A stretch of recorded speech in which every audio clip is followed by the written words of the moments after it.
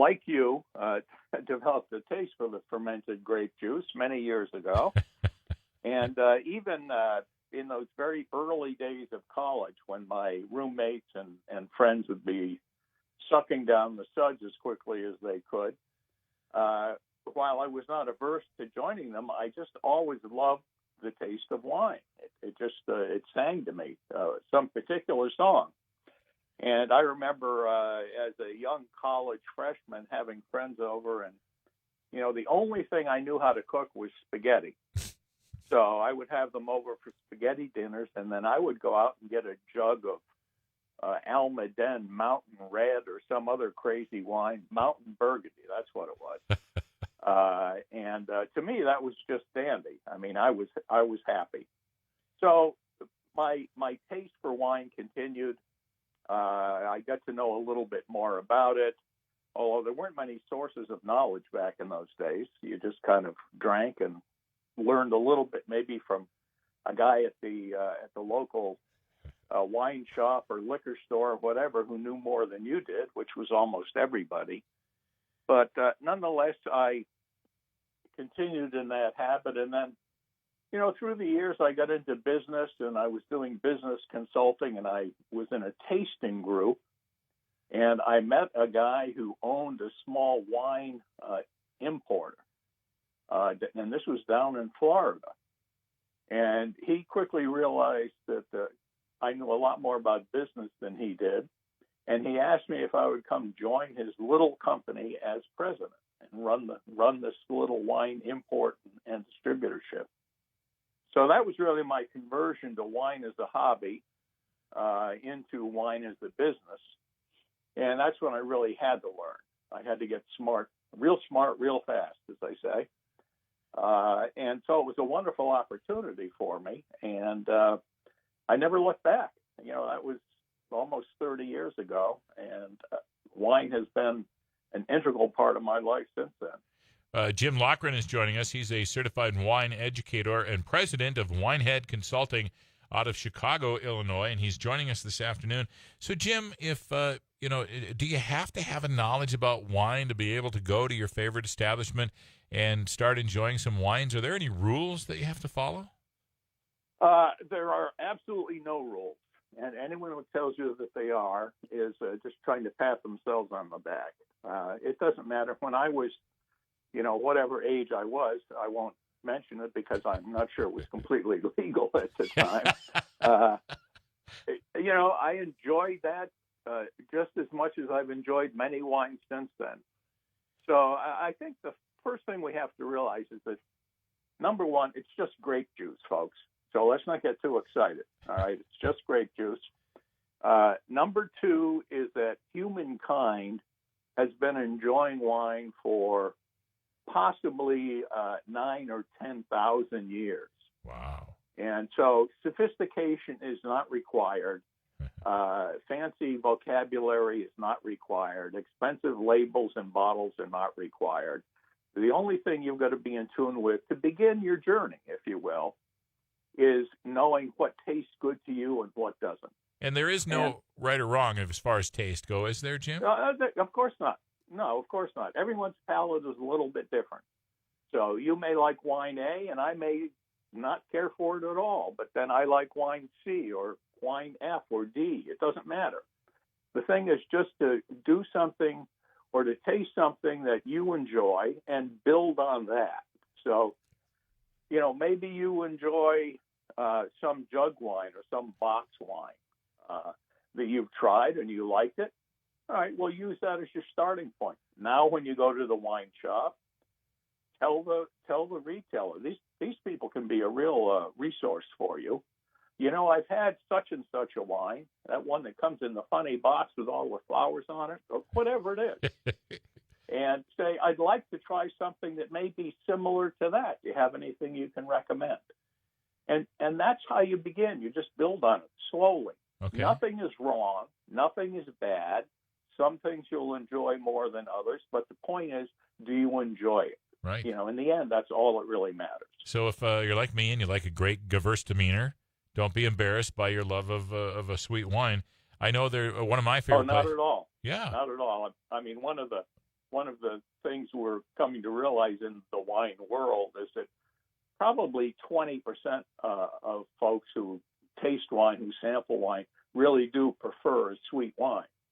So, you're in good company. And throughout history, some of the world's greatest wines have been sweet wines. So, no, there's nothing wrong with that at all. That's what I love. So one of my favorite places to go, and one of my clients, one of this radio station's clients as well, has evenings where they have wine flights, where you can you get smaller amounts of wine, but you get like 4 of them at a time. Do you recommend doing something like that? Absolutely, sure. One thing I do encourage folks to do is explore. So try as many wines as you can. You're not ever going to find out if you like something without trying it. Jim Laughren is a... Oh, I'm sorry, Jim, go ahead. No, I was just going to say, if you can go to a situation where they have wine flights and you have the opportunity to try 4 or 5 different wines, absolutely take advantage of that opportunity. You may find that 3 of them are kind of so-so. One of them you really don't care for, but one of them just does it for you. So what I would suggest, though, is if you find that one that's really delicious, just make a note of it. Remember what it is, what it's called, where it's from, who the producer is. Sure. A little information about it. And these days, of course, everyone's carrying around a cell phone, so you've got a perfect recording device. Just snap a picture of the label if the bottle's available, and there you go. Now you know something that you do like, and again, you've got that foundation that you can build on. That's amazing you say that. Jim Laughren is a certified wine educator. He's joining us today. My wife and I were in Spearfish Canyon. Jim, I'm not sure if you know where that is. The Spearfish, South Dakota, has got this natural canyon where the Spearfish Creek goes through, and there's a really nice restaurant and hotel right at the end of the canyon there. And we were having dinner there overlooking the creek. It was so nice, and my wife fell in love with that wine, so that's what we did. I took a photo of the label, and then when we got home, I ordered a case of it online, and got it delivered, and boy, did I score points with my wife when I did that. So, Jim, and I know you're not there's other benefits. Well, absolutely. There's multiple benefits. Yes, there are. Jim, you're not a doctor, but we keep hearing how wine is good for you. Can you comment on that? It's good for your heart. I'm not a doctor, but it makes me feel good. So I can say that personally, wine's good for me. And I'm not unlike a lot of people, so wine's probably pretty good for you in a lot of ways. Interestingly, until about the mid-1800s, when antibiotics were discovered, wine was one of the 2 or 3 leading medicinal treatments that we had throughout human history. Wine and honey were really number 1 and 2. So in a lot of different ways, whether it was back in the days of Homer and the Odyssey and the Iliad and the Odyssey, where a wounded warrior's sword wounds were dressed with wine because it was an antiseptic and an antibiotic, and it helped and promoted healing.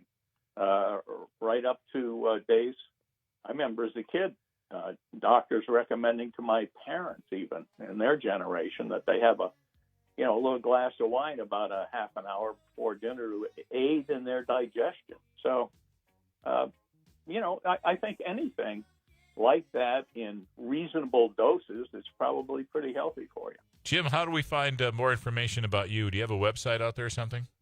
I do, yes. I have a website, jimlaughren.com, and of course the spelling is going to confuse everyone who's not an old Irishman. So it's